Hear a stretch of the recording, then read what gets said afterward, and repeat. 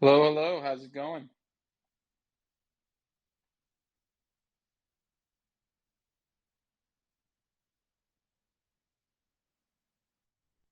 Hey, there we are. Now you can hear me. Ah, there we go. Hi, how are you?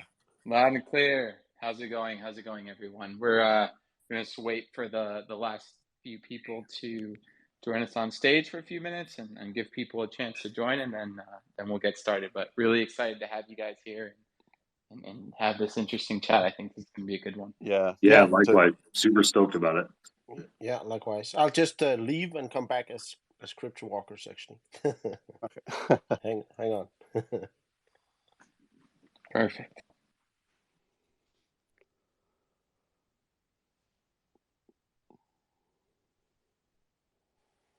Where's everyone based out of? Me and Morten are based. Well, I'm based in Stockholm, where we've got our head office for crypto walkers, and Morten's based in Copenhagen, so not too far away. Very cool. Yeah. We're between Miami and LA, and then we have our studio and three of our founders in Colombia in Bogota. Oh wow, cool. Yeah, I like the way you say between Miami and LA. That might be my new go-to because we're spread out. Yeah, it's a good one. We spent a lot of time in LA, and then with everything happening in Miami, we kind of established a base down here, but we're in LA pretty frequently, so we go back and forth a lot. Very Nice. cool. Good weather there. Yeah, both Yeah, places. Yeah. Well played. Well played. yeah. It's Jeff and I are here in Las Vegas, the both of us, and I think it's finally getting cold outside. mm, yeah, it's sub-degrees here these days in Stockholm. Also dark by 3 p.m. So Yeah, I actually have to wear a Wow. sweatshirt when I go running. It's not fun. mm. That's funny. Yeah, no, we actually have one of our founders out in Vegas as well, so I've been out there a couple times. Nice place to visit. The summers are a little bit brutal, but Mm. it's beautiful out there during the colder months. Yeah, if you're by a pool, Mm. then it's not so bad. You gotta have a pool Yeah, out here though in the summer. it's same thing with Florida. Yeah. It's just nasty Yeah, humid during the summers. yeah. Yeah, I've traveled to Miami quite a few times actually. When I was working with Magic Leap, they're based in Fort Lauderdale Plantation area. Um, yeah, Yeah, pretty cool not too far. place. Yeah, Well, it's more so the humidity that's the killer out in Miami, and yeah, I'm more frequent Tampa. Well, during Gasparilla, which is in summer, but I know in the summer, at least in Tampa and Miami, it just gets quite sticky to say the least. Yeah, Gasparilla is fun. I've been once the Pirate Festival. That's you, a you good don't time. hear too many people talk about Gasparilla outside of Florida, but I mean it's quite the event. If anyone listening's never been, it's in was it the third weekend in January or the last weekend in January? Yeah, I'm not sure, but it's around that time. It's fun though, the Hmm. parade and everything. It's plus Tampa's nice at that time of year. All right, I think we're getting all we have all the speakers, and we have a good contingency that likes to watch these recorded. So I think we'll get started, and people can kind of trickle in as they do. So welcome everyone. This is episode 9 of the Hideout. We're going to be discussing attracting Web 2.0 consumers to Web 3.0, and I think this is a topic that I think all founders in this space are constantly thinking about because it's the future, right? We gotta keep growing and figuring out, how we want to market the different awesome things that we're all building to the mainstream consumers outside of what's becoming a bigger and bigger niche, but still, on a global scale, a niche. And so I think there's going to be some really interesting conversation points here.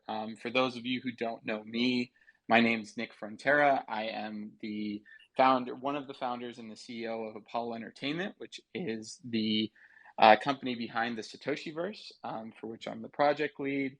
For those of you who don't know about the Satoshiverse, it is a Web3 based blockchain superhero universe. And what we are currently spending the most time doing these days is building our roguelike action RPG in Unreal Engine 5, which is going to be releasing very soon in alpha.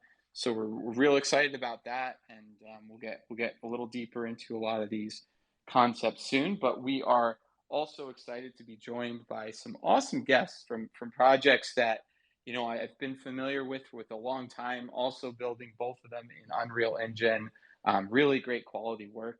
The graphics and all the content you guys are putting out is awesome. One of them is Alterverse, and we're joined here by Keith and Jeff, who in a minute I'll open it for you guys to introduce yourselves. And then we've got Crypto Walkers, where we're joined by Michael and Morton. So why don't we start with the Alterverse team?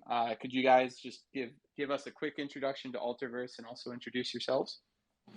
Sounds good. I appreciate the introduction from yourself as well, giving us kudos coming from a project like yours. That speaks a lot. So thank you.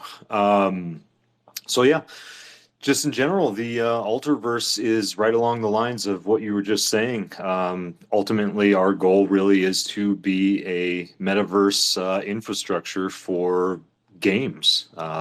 Our initial offering is Sky City, which we will be doing a closed beta for on 12/12, so just under about a month coming up here. So if you guys want, head over to our website, alterverse.com, sign up for that. It'll be free. Create your account and jump in there and kind of see what we've been building, what we've been up to. We will be building several native games on our own, and looking forward to everything else that's going to be coming. So myself, I am the chief marketing officer here, and I actually come from a very traditional gaming Web2 background, working with the likes of Sony PlayStation on different titles and Respawn Entertainment with quite a few of their titles, Titanfall 2 and Apex Legends, and then working through Psionics on their entire West Coast Rocket League division. So coming through quite a pipeline of that traditional gaming and esports. And I'll let it over to Jeff. Thanks, Keith. And just to expand on the native games that Keith alluded to in his intro, we are have in the works two specific standalone titles. The first one is called Outpost. It's a first-person shooter in space. And the second one is called Wrecked. And it's a hardcore survival game on a doomed planet within the Alterverse. So it's very exciting. We have some gameplay footage that we just released that up on our YouTube. And I really think that's going to differentiate ourselves from other metaverse gaming experiences. And a little bit about myself. I started at Alterverse in March. I do the business development, land sales, partnerships, all that good stuff. Before then, I ran a peer-to-peer gambling platform that ended up having hundreds of thousands of members in the community.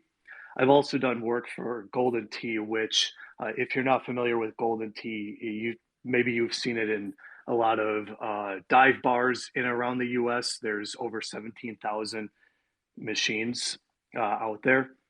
And it is the world's longest running and most popular golf arcade game. I've also, in a past life, played FIFA competitively in the pro club circuit around North America. And I've also played in some tournaments in the world's largest league as well. So yeah, I mean, FIFA, I did that for about 6 years. It stopped in 2020, and I've been gaming all of my life, as I'm sure, well, as Keith has as well. I remember when I was 6 years old and I got my first Super NES. So Yeah, between that, I've also played in golf tournaments, in PGA 2K, Tiger Woods. Yeah, I was ranked in the top 25 in the world, in both those games. So, yeah, I'm excited to be here, learn more about the projects, and discuss the future of Web3 gaming and how we can attract the Web2 consumers. Very cool, very cool. So again, so grateful to have you guys here. Now let's hear from crypto walkers. I know, we've worked we've known you guys for a long time. You've been members, at least some of you have been members of our community. So that's how we got the introduction to you guys several months ago, and I love what you guys have been doing from the inception. So please tell us a little bit more about crypto walkers and introduce yourselves. Yeah, I'll start and then I'll head it over to Michael afterwards. So thanks again for bringing us on, Nick. Yeah, Crypto Walkers or Walker World. We're doing a massive open world adventure game. I'll let Michael come into more details, but it's basically multiple islands with different biomes that you can. It's more like adventure game. There's also some third-person shooter elements into it as well.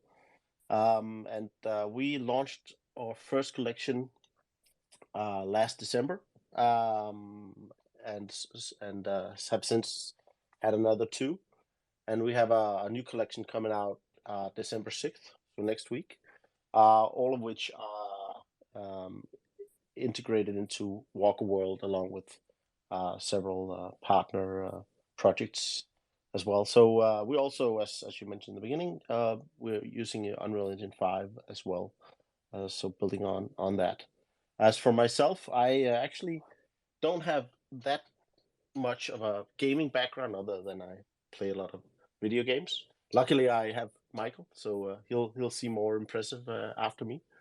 But actually, I'm a lawyer that started some accelerating programs and some investment funds that I ran for the past 15 years or a little bit more. And I've done mostly Web2 gaming, maybe, I don't know what Web2 gaming, Web2 projects. I think I've been involved in about 200 or so the past 15 years. And yeah, came into Web3 a few years ago as well.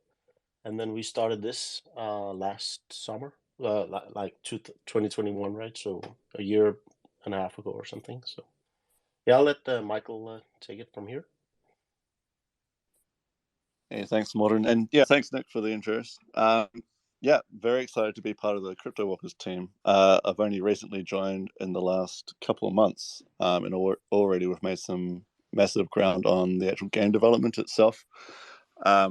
Yeah, I've had an extensive background in Web2, similar to the Ultraverse guys. So started off my career in EA Mobile. I was there for about 7 years.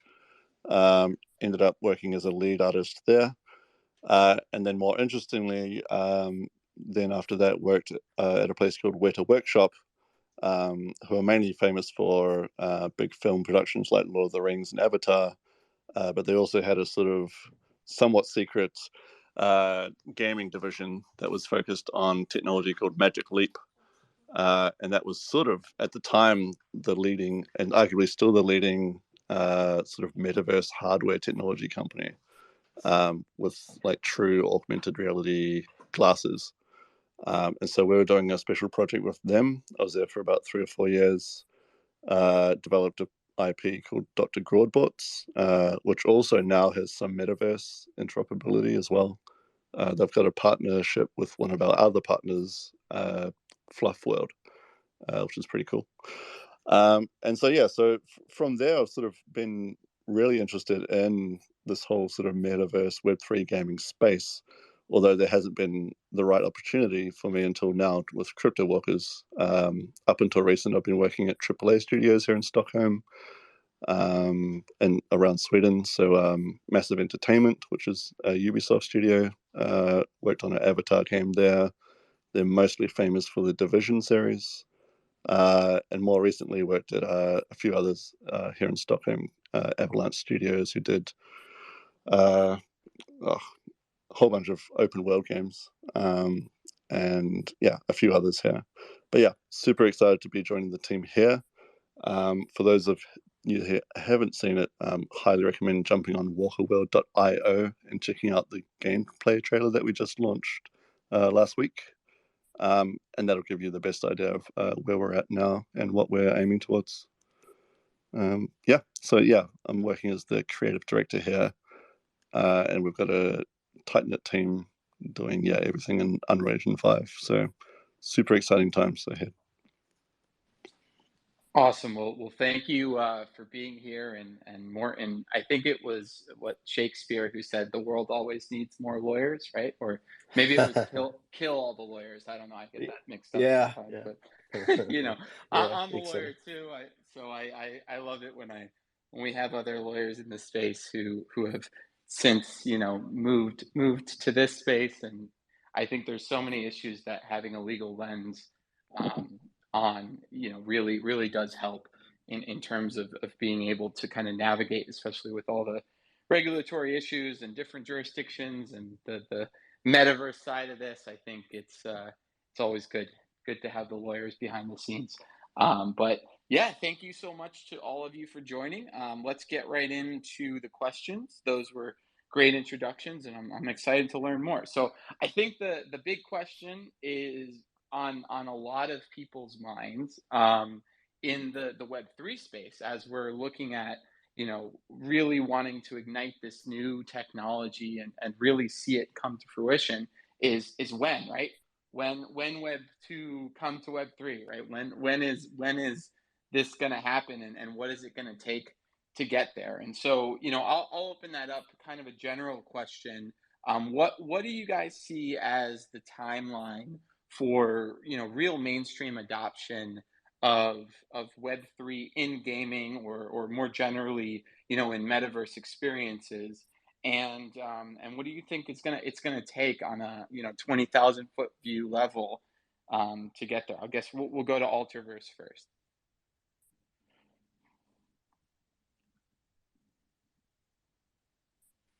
Oops, sorry about that. I was. I was going to say, I thought maybe Keith wanted to start on that, so I'll let him go. Yeah. So I had just turned my chair around for a second. You had really just asked about the mile high view of where everything's going with the metaverse and this Web2 integration, right? Yeah, exactly. Yeah, I mean, I think that's where it needs to go. I think really to adopt people who actually play these games and people who will actually participate and not just hodl and do all of this sort of these crypto sort of strategies. I think it has to go in that direction. And luckily enough, I do believe people are starting to get on the same page and understanding that that's where it's headed anyways. So the marketing strategies, the typical trailers, everybody's talking about these new trailers, and everything that they're pushing out to the general public is definitely very reminiscent of what you see in these big AAA game development type of strategies. So I see it going in that direction. I see it being, the free to play models and then linking your wallets after the fact, once the education process and the learning curve is over. I see it going to mobile. I see it going into every avenue that you're seeing traditional games now, whether they're hyper casual, first person shooters, everything and anything. I mean, I see the big grand picture really doing the full circle, and basically it's just becoming another vertical of gaming.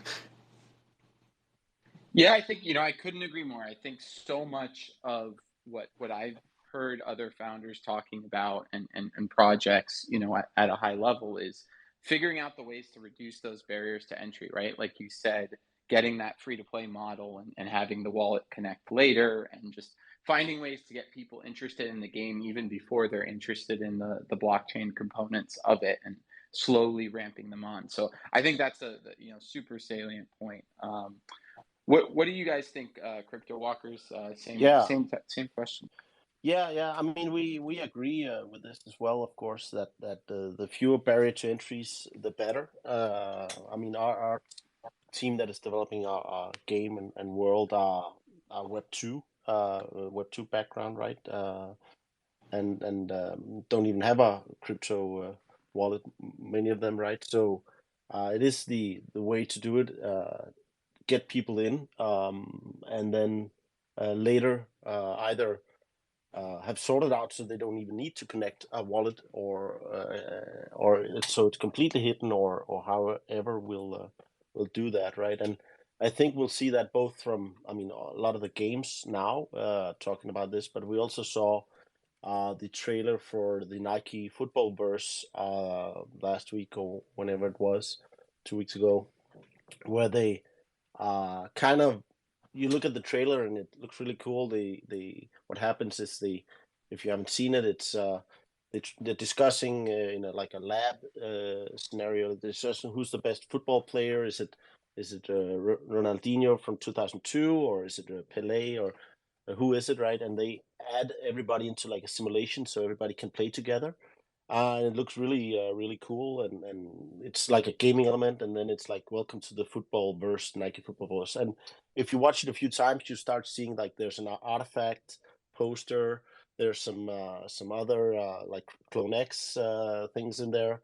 So slowly but surely it'll be started to be introduced into the like Web2 gamers, and I mean that's a similar approach that we're doing as well, where we basically um, free to play version, as you also mentioned, where we come in, and you don't even need to think about, it's just email, password, and you don't need to think about any crypto wallets or anything else.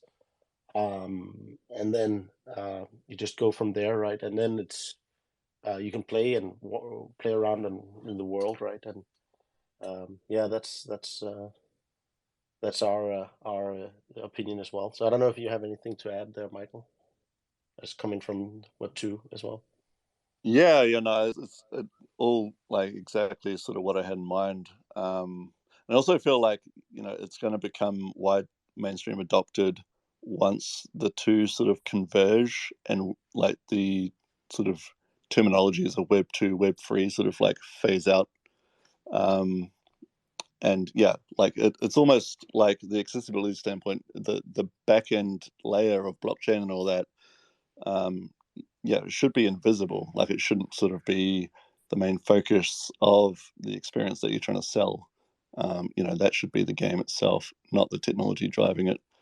Um, one of our sort of key advisors and strategic planners, Henrik, that we're working with. He's got an amazing background in Web2 as well. He's been executive producer for several AAA titles, but he's had a really good statement where it's like, we don't want to sort of market our games by saying, "Oh, look, it's built on the new AWS cloud service. Like, come play." Like, that's not really what's going to get people going. It really is the experiences that it enables, and I think the more you focus on that, the more that will sort of bring people over. And obviously, it enables new and exciting play experiences that simply can't be achieved in these centralized traditional game platforms, where interoperability isn't an option. Which, yeah, for us is opening the doors into a lot of new creative opportunities in gaming. Yeah, I think that kind of, touches on a different point, which I think is super important here, and it's something that I've kind of felt for a long time in what you're saying, that the blockchain should be invisible. I think, there's kind of two different layers to that, right? Like you have the blockchain itself, which is the tech that's, essentially powering, it's the backend, like you said, it's the AWS servers that are linked to the metadata of the token or Mm. whatever it may be, right? But then you have kind of these two, what I would call the key, utility of NFTs and the blockchain as it might apply to gaming. And for me, that is utility. I'm sorry, that's the interoperability layer and the ownership layer, right? And so I think that what's making these games unique, from a consumer standpoint is that they need to be fun, right? They need to be able to stand with, from a content perspective, all these other games that exist that are more centralized systems. And then I think, the interoperability layer eventually is going to be a very cool thing. But for me, just as important is this idea of an ownership layer, right? Where you do have kind of a detached market for the assets, this greater tangibility of the digital assets that exist within these gaming universes, and from like a legal perspective, these property interests over them, which for me is very important, especially for metaverse based. It may be a little bit less for games and stuff that's a little simpler, but if you're going to have a metaverse, that ownership layer becomes so important, because as to me, as we grow into this digital world, right, you need that, right? You wanna have some semblance of structure for how the digital world will work, and what it means to own something, and what it means to have property rights over it, and how IP works with those property rights. And so, like, for me, as a developer, on the other side of that, you have to think about, okay, how does this change our revenue model? How does this change our, development model, right? Like, what does a secondary market that we don't control mean in terms of, the difference between a Fortnite, which will sell you skins, ad infinitum, and people will continue to buy them because that's the only place they can get them from, or, a game where you can go and get those types of skins, but you can also get them from someone else. So it's not always flowing directly from the company. So I think that, the reality is, in the next 2 to 5 years, I think that's probably conservative enough. The rails are going to be there so that any gaming studio can easily implement blockchain on the back end. But won't necessarily be there, I don't think, is how does that affect the way you're developing kind of the core mechanics of the game, the player economy, the the revenue model for the game, all these things that you think about from the business side. And I think that we're still going to have to, as developers, embrace new systems, even beyond the tech components, to get there. Yeah, I think you're hitting it on the head too, where it's all on the back end, right? We're dealing with all this, but on the customer, on the UI side, it's the same old thing. They're just waking up to another day and something cool and new, and it's their traditional things that they're used to, skins or collectibles or whatever they're purchasing, just in different ways. And we're on the back end here scrambling, figuring out how to deliver what they already like, new marketing tactics, and creating these new logistics and these new systems, and developing new things, and putting it out in front of them in ways that they'll like and that they're attracted to. But yeah, for them on the front end, it's just, don't fix what ain't broken, right? It's we know what they like, we know what they are typically accepting of, if it's something new, and we're just figuring out how to integrate with all of this new technology and all these new platforms. And yeah. Well, that actually kind of leads right into the next point that I wanted to talk about, which is, we're saying that we're giving them stuff that they'll like, right? We're saying that these are going to be upgrades, because we all believe that. We've been in the space, we've seen potentially, I came up through the NFT art space first, and then got really into gaming. So NFTs for the last 5 years of my life have been this really interesting technology that's going to open a lot of doors. But then if you get on Reddit, or if you look at, some YouTube videos from mainstream gamers and gaming influencers, there's a real negative, visceral response in a lot of places from these traditional gamers when it comes to Web3, and what we are offering through this technology, and what we're building here. And so, I wonder, I have some thoughts on why that might be. But why do you guys think that Web2 gamers have been so hesitant to adopt some of these early Web3 games? Oh, I mean, everybody kind of knows the general answer where it's unknown territory and it's a little weird with everything you're hearing in the news or something your friend is telling you or TikTok post that you've seen or something like that where it's out there, but it's got this weird connotation to it where people are leery of it. They're not sure. I would almost be willing to guarantee if we created a Web3 platform, a game under the guise of just being completely um, genuinely a game. Don't mention NFTs, don't mention crypto, but have them in there. It would just sell like a normal God of War or Call of Duty. It would do phenomenal, but as soon as you attach those words to them, people start getting a little leery, a little weird, a little put off by it. I mean, that's what I'm seeing anyways. Yeah, and just to expand upon that, um, I I wanted to get all of your opinions on just kind of the buzzwords, especially around Web3 gaming. I don't know if that's some of these buzzwords like play to own, play and earn, play to earn. I don't know if that's hurt Web3 gaming more than it's helped. And the reason I'm saying is that you've seen initial Web3 games, and I'm just going to take Axie just as an example. Um, Very popular game, very entertaining when it first came out, whatnot. And yeah, their mantra was uh, play to earn. And I think what you've seen in that game is that there was too much focus on earning.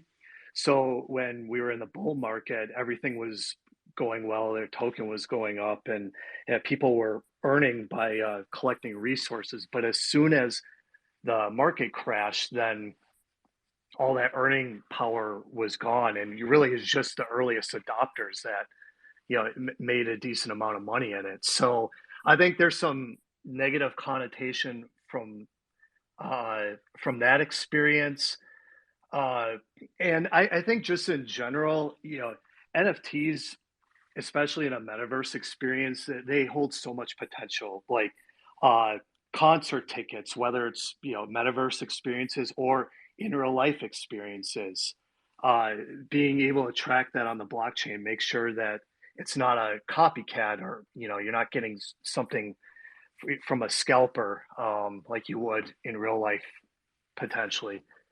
So I mean, there's so much that I could go into that, but I want to get your thoughts on the play to earn, play and earn. I don't know. I think those buzzwords have hurt Web3 gaming, and as Keith alluded to, as if we could build a Web3 game without alluding to any sort of buzzwords, I'd be very curious to see how well that sells.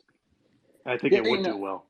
it's an interesting Mm. point because I think that this debate was had with the term NFTs, right? I think a lot of digital artists looked at NFTs kind of as this technological canvas for continuing to create digital art. And I remember kind of in the early days when NFTs were starting to get popular, there was a lot of talk about what should we call these things? Should it just be digital art? And now digital art has a new way of being monetized and whatnot. And I do think there is quite a bit of that happening in the gaming space too, right? Play and earn, play to earn, I think have become kind of short, short form ways of saying we've implemented a system that allows true ownership of your, NFTs, the ability to earn them in game, yada yada yada. That kind of the core Web3, game infrastructure has been simplified to play to earn, play and earn. But I think that the words themselves may not be the best descriptor, and especially for Web 2 or gamers who may not really understand what that short form word means, and thinking about it as this kind of Ponzi, non-supportable, system that, has to collapse at some point, which is kind of the feedback you see from a lot of people. But yeah, I mean, that's just my thoughts. Crypto Walkers team, what do you guys think about this issue? Yeah, I couldn't agree more on all these points being discussed. It's from the get-go, it's been the wrong buzzwords to use, in my opinion. And not long ago, I was the Web2 traditional gamer coming into this space, and from the outside in, it just seemed like, it does scream at you. Either you're paying to win at the game or grinding to get ahead in the game. Neither of those playing like game mechanics are enjoyable for the community to experience, and it's sort of like a bit of a repeat is what we saw in mobile gaming, to be honest. Back where I worked at EA Mobile, a lot of the terms used was free to play, freemium, these types of words, and early on it was sort of tempting for a lot of these studios to just sort of you know uh, incentivize either grinding or spending real money, and giving the players a pinch point, either getting them hooked for a couple of weeks and then trying to give them the pinch to spend up real money. And I think that's a huge association that people are having with terms like play to earn today. I think they're sort of seeing it as a bit of a rerun. But obviously, it's not the case with what we're doing, at least. There has been a lot of exploitation I've seen within the Web3 space, and I think a lot of people have been burnt by that. And it's definitely made our lives harder because we've got to cut through the noise and turn it around a bit. And it'd be good actually to have further discussions after this call to try and brainstorm on a better replacing word for the term play to earn or play and earn or whatever it might be, because we also want to find a common ground that becomes mainstream, that the community understands and resonates with. Because right now we're sort of faced with, do we use something unique and different, or will that just not get enough traction because no one it's not a common phrase used in media, for example. So there's definitely a lot of challenges ahead of us. But I think these will get sorted out in due time, and we can get the right messaging across. Yeah, no, I Yeah, think. yeah, Sorry. yeah. No, I was just gonna add to that real quick. Well, not only play to earn, play and earn, but also words of like NFT. We've seen projects, including ourselves, start using digital collectibles. Maybe not use crypto in your name, crypto walkers. But Michael, I don't want to drop too much alpha before if I'm not allowed, but by a CMO or anything else. But of course, Michael did say that our new website is called walkerworld.io, so that might be a hint. But yeah, I agree. Not use like all these crypto native words, or at least less, right? Find the general words. That makes sense.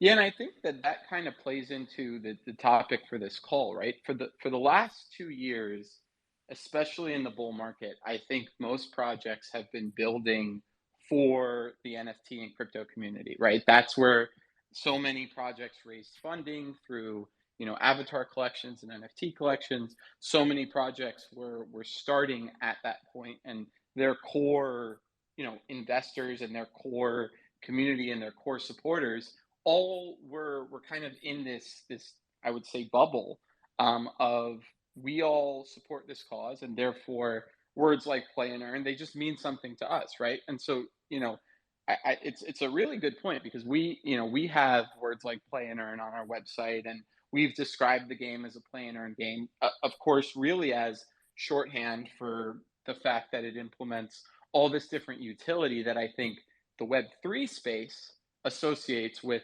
this play and earn concept. However, I think what I've found, and just in my personal life, when I meet my friends and they say, what are you up to? What are you doing? And I tell them, look, we're building a game, and they ask, oh, what kind of game is it? When I'm talking about play and earn, I'm not saying play and earn to them. What I'm saying to them is, imagine Diablo or God of War or World of Warcraft or whatever it may be. but you actually own your items, and those items can be freely traded. Your account progress can be tracked in a way that it can be marketed in some way, and your items are potentially usable in other worlds. And I think the reaction is very positive, and so it's almost like we're using these shortcuts that are familiar to us within the Web3 space, and garner a positive reaction. But then when we go to the traditional people who they may be gamers, but they may not be as familiar with NFTs, they react much more positively to the utility that's kind of encompassed for us within that term. And maybe that's what it is. Maybe it's just, you create a great game and you say, look, true ownership of digital assets, interoperability, and people start to figure out that when the blockchain, when NFTs are that underlying layer, that's what they get. And to me, as a gamer my whole life, playing these RPGs, of course I would want that, right? Like, putting aside the stigma, it's only positive for the gamers and the consumers that, it certainly creates, tougher business models and decisions on the developer side, but I can only view it as a positive, putting aside scams and hacking and all the bad actors. I think that the concept as a whole can only be viewed as positive. So I think if we focus on the utility, I think that's where we're gonna gain the most ground. But it's just my 2 cents on that one. Well, I also think too that, especially for metaverse experiences, that a creator economy and basically a simplified process, or maybe it's different creator aspects of it, but um, maybe something as simple as creating an asset that can be used in game. Yeah, and you don't have to be an Unreal Engine expert to design it. But I also think that I mean, we saw it with the YouTube, obviously, all that Twitch, you know, all these content shows, and all this content that people can create. I think that can transition over to Web3 gaming if done right. And then, Yeah. yeah, Yeah, it's as you're, true. Just I was when going to is say, it going to be demystified?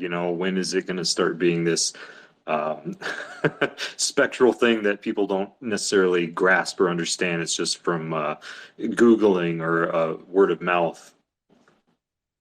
even a short minute or 2 minute YouTube tutorial on how to create something and Hmm. be able to sell that as an NFT to other players. Um, and now, having said that, these some of these assets, we need to make sure that it doesn't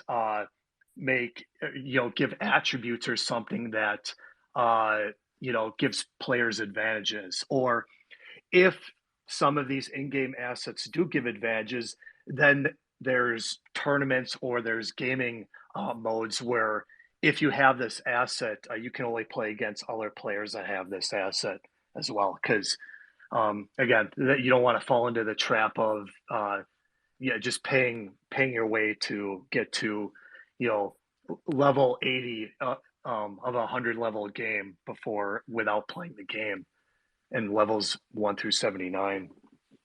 Yeah, we agree with this as well. Pay to win is something that we've talked about since day one, and are working very much on the game mechanics so that everything is uh, is evened out as much as possible. Of course, somebody will have a weapon that's a selfie stick, and somebody will have a grenade launcher. So there are, of course, differences there, but still, we are trying to even it out. And the pay to win is definitely something we all should avoid in this space. Yeah, I think that's absolutely correct. And I think that there's a fine line, I think, between pay to win, right, which I think people really don't like, and these traditional RPG ownership models that have created some of the most played games in the world, right? And figuring out how do you create a market for that that's open and decentralized? And so I think, from a pay to win perspective, I do believe RPGs can be successful in this space, even if we decentralize the player economies. But I think it takes a lot of thought to do that tactfully so that it doesn't actually result in, a straight pay to win, especially in competitive formats. And so, Jeff, I actually wanted to come back to you on that. I think that you have a deep background in esports, as you were telling us before. I think esports is only going to get bigger, in the next 10 years. And as Web3 gaming evolves, I think we're sure to see a focus on esports as part of that. What do you think that maybe differs about the Web2 esports player, or maybe it's very similar to traditional gamers generally. But what do you think Web3 implementation into games that want to focus on esports? What do you think it's going to take to get some of these more competitive esports players to play Web3 games? Well, competitive esports has always been intriguing to me, just in general. I mean, you maybe you've seen the pictures, maybe you haven't, but in places like Asia, they sell out arenas for League of Legends, a World Championship, and a lot of these other games as well. So, I mean, the demand for esports tournaments is gigantic, and yeah, from my experience in FIFA tournaments, yeah, there's no shortage of players that want to come in, especially in a free league where you could potentially win prizes. There's no shortage of players that want to test themselves out in a more competitive format and see how far they go. Um, and I don't mean to bash on FIFA, but I will say that from the Ultimate Team game mode, which is the one player version of FIFA, versus Pro Clubs mode, which is the mode that I was involved in, where it's actually 11 players from around the US or around the world versus 11 other players, each taking one position on the pitch. Uh, Ultimate Team has gone into a mode where it's kind of a pay to win situation, and it's been very profitable for EA. But yeah, to actually acquire a good team, there seems to be less of an emphasis on playing your way through and instead paying for ultimate team packs and constantly paying to get the best players on your team. So I know that that's there's been a lot of debate on should EA keep doing this. And I mean, I hate to say it, but EA is making a lot of money off of it. So why would they change it? So I think how that transitions over to Web3 is really, we're in such an early stage in terms of Web3 competitive gaming. And in fact, I think the only Web3 game that I know that has done a competitive esports tournament is Splinterlands. They did a tournament out here in Vegas early October at the HyperX Arena. Mhm. So, I mean, Splinterlands has, to me, some resemblance to Magic: The Gathering, but in an NFT Web3 format. I think what they're doing is quite unique, and I'm very interested to see how they continue to grow. I mean, I met with them Keith and I both met with them at a conference, and their active user base is 250,000 a day, if I recall correctly. Uh, so, I mean, at the end of the day, first and foremost, the game needs to be uh, it needs to be a lot of fun to play, have extreme stickiness, like you would see on a Fortnite, where they have the 100-person battle royale in different formats, but it's very sticky because they're constantly evolving the game with new and exciting worlds without changing the core game mechanics. Yeah, I mean, can I just say too, real quick, that that is the biggest thing, Jeff, is the game. The game Yeah, has to be something. I mean, esports in general is a spectator sport. It's right. people want to watch this. I mean, if you think about chess, competitive chess, there's an audience. Is that audience the same size and exuberance of an Overwatch league? No, not even close, because look at what you're watching. It has to be a game that people want to play and people want to watch. So there has to be that component there to even get started off the ground to an Right. esports. Yeah. I'm not sure how far away we are from, Web3 games, um, you know, getting into more of that competitive esports mode. I mean, to me, that seems, a little while off because, again, we're in such an early stage of Web3 gaming that uh, they're just there. There's been a few games that have made attempts and made a decent amount of money doing so, but and like I mentioned before, I think Splinterlands is doing a lot of good things as well with their NFT based game. But we're just so early, and the games that put gamers first and constantly build. And I don't even know if DLCs or additional packs is world packs is the correct word or terminology for it. But as long as gaming studios continue to build and evolve worlds and add new exciting levels and mini games that at the end of the day I could just go on with my friends and say, hey, let's go hang out here. Let's if we're in the mood, let's shoot some stuff up, or let's play a sports game, or let's do something a little bit more relaxing.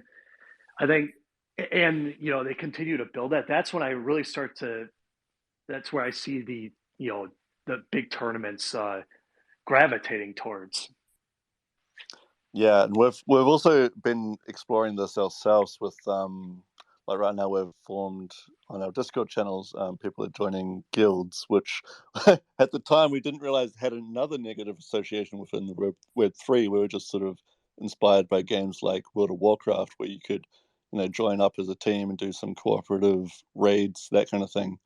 Um, but we're also looking at competitions and running things like prize giveaways and exploring all that, but also having like these sort of like big moments of tournaments where it might be a guild versus a guild, and there's a live audience watching on some sort of like heated matchup, either competitive or maybe it's cooperative. We're still exploring that, but yeah, it's definitely a lot of creative opportunities there for exciting gameplay too. And yeah, also to sort of circle back on some points that have been raised, yeah, with competitive sports, it's always got to be equal playing field. As soon as you sort of add a pay to win model where you might have an NFT owner who's got a rocket launcher versus someone with a bat. um, Personally, I quite like the look of the bat. Maybe that's my personal flair, and that's the character I want to be as an avatar. But if those elements don't sort of evenly match up, then there's disparity there, and it just won't work as a effective game model. And obviously, no one's going to care about the person winning with the rocket launcher if they've got the advantage, because that's not based on skill. That's just based on pay to win. So they'll lose a lot of respect, and no one wants to play the game. So there's definitely ways around it. Some are hard, some are less hard, and we're finding what works best for us. I mean, you can make game modes where you can have a mixture of all these different things. It's just very, very, very, very, very hard to balance that gameplay. Good example of this would be um, like games like Dota and League of Legends, where there's a whole array of character classes with different traits and things. But even then, it's like they're spending like tens of millions of dollars and years fine tuning these balancing mechanics, and even even today they're still releasing updates with like gameplay balancing changes. So it really depends on what angle you want to take it with the game itself. We're sort of exploring early design ideas around, how we're going to do this so that it's very much a community even playing field for both, crypto walkers owners, interoperable, other, outside of our game, other owners from other collections, and also like people who don't own NFTs can still play and have a good time. But yeah, definitely exciting creative challenges for us to work on, and that's also a big reason why I'm in this space, just because it's new territory to explore and solve. Yeah, and the last point I want to make around competitive esports in general is that I really think that competitive esports for Web3 gaming will take off when these Web3 games that are coming out are available cross-platform, and there's no strategic advantage to be on one platform or console versus another. So I'm going to take Fortnite as an example. There is a real competitive advantage to playing Fortnite on your PC or gaming laptop versus well, I'm an Xbox user personally, but regardless, there's a real advantage to using PC or gaming laptop, not just on Fortnite, but I've seen a lot of the more first-person shooter and shooter-based games that using the mouse and using the keyboard, you just move quicker in general. Well, yeah. Well, and So all the mods that you can do too. yeah, and the mods. Yeah, yeah, exactly. Yeah. So I think that there's an opportunity for Web3 games to potentially even the playing field. Or, if someone does try to mod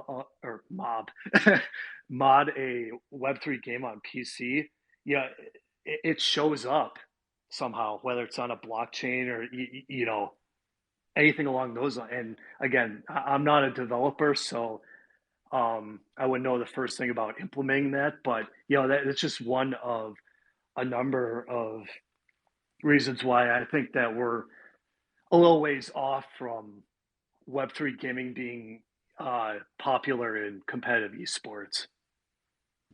No, I think those are such good points, and I think that there's so many different models that we've seen. We've seen PvP. I was a big Diablo 3 player, Diablo 2 as well, probably more than 3, and the PvP was such a cool part, and that was an RPG where there were those elements of you know a character could be much much stronger, or in RuneScape there was that element as well. And so I think systems exist that can be adapted, and I think what you were saying, Jeff, is totally true, that we need to be looking for solutions that this new technology will allow us to potentially solve some of these issues.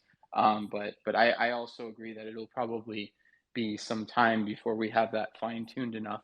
um, so we're kind of coming up on the hour now. One thing that we typically do, that we've done for all these spaces, is a little giveaway. And so each week we've been giving away one of our 8Mo Army avatars from our latest collection.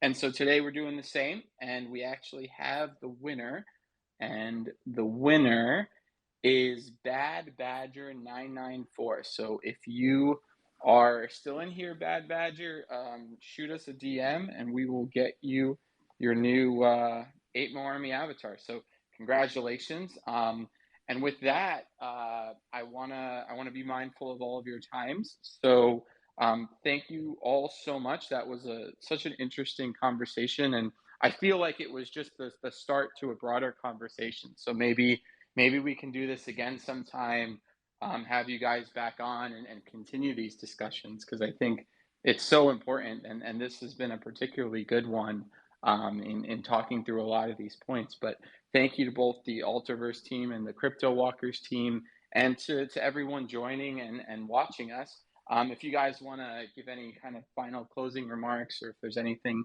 you have coming up, please feel free to share it now, and then we'll wrap up. I guess Alterverse, you guys can go first. Yeah, thanks.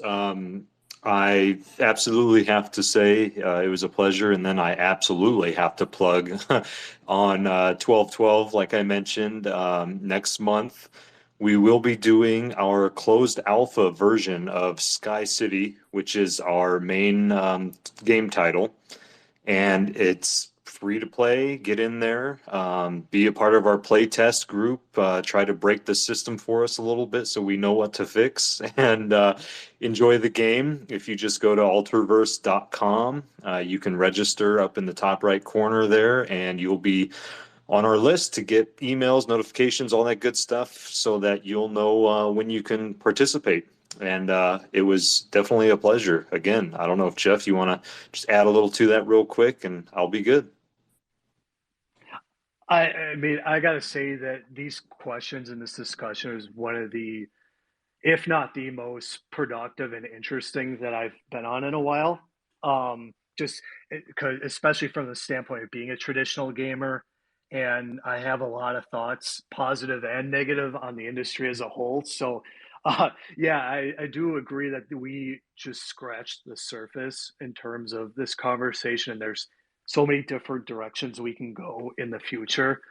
Um, I just wanted to say that, Keith already alluded to December 12th as our closed alpha testing, and me, I can't wait as well, because it being a gamer, I like to troll and I like to break stuff, so I can't wait to break this new version of the game uh, as well.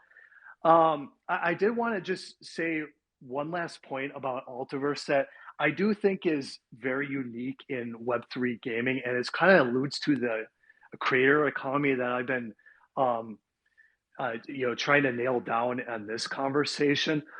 One thing that we are releasing in 2023 are what are called meta servers, and they're the opportunity to basically an individual like you or me, or yeah, a specific brand, to be able to create their own world seamlessly, very low production cost, and also on Unreal Engine 5 too. So you can't beat Unreal Engine 5.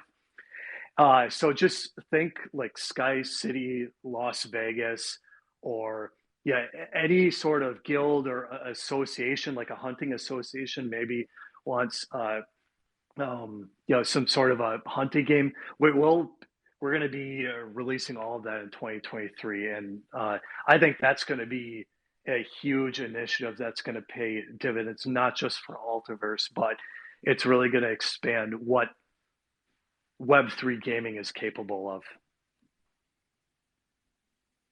Awesome. Yeah, and from our side, as I mentioned briefly in the beginning as well, in a week, on Tuesday, December 6th, we'll having our Crypto Walkers Females Mint. You can read more about it on our website, right? We mentioned a few times, walkworld.io, and also on Twitter. We've been dropping a few NFT hints, and you can check out what they look like on our Twitter feed as well.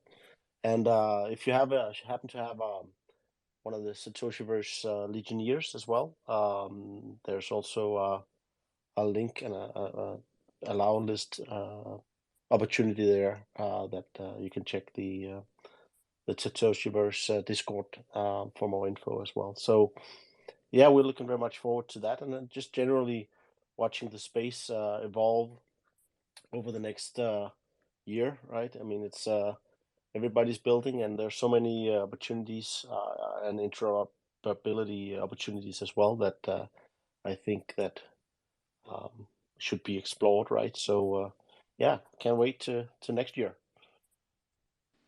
Awesome, guys. Well, thank you all so much. I really enjoyed this conversation, and really look forward to continuing to have them.